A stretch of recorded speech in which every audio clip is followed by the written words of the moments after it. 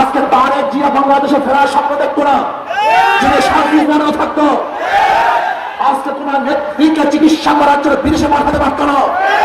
যদি আজকে ওরা না থাকতো আজকে বাংলাদেশের সত্য সংবাদ প্রকাশ করার কারণে তুহিনকে জীবন দিতে হয়েছে।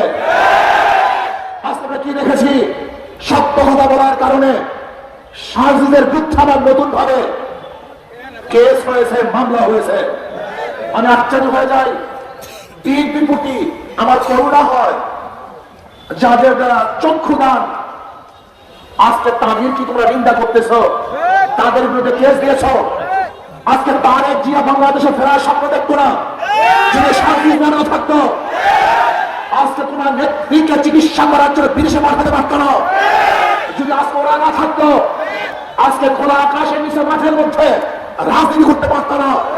তোরা জীবনের মায়া ত্যাগ না করার আন্দোলন না করতো।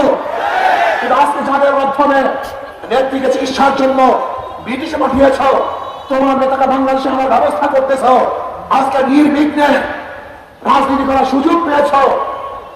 আজকে সত্য কথা বলার কারণে সেই সাজিদের বিরুদ্ধে কেস দিয়েছ। বাংলাদেশের মানুষ তোমাদের এই উত্তপ্ত অবস্থাটি মেনে নেবে না।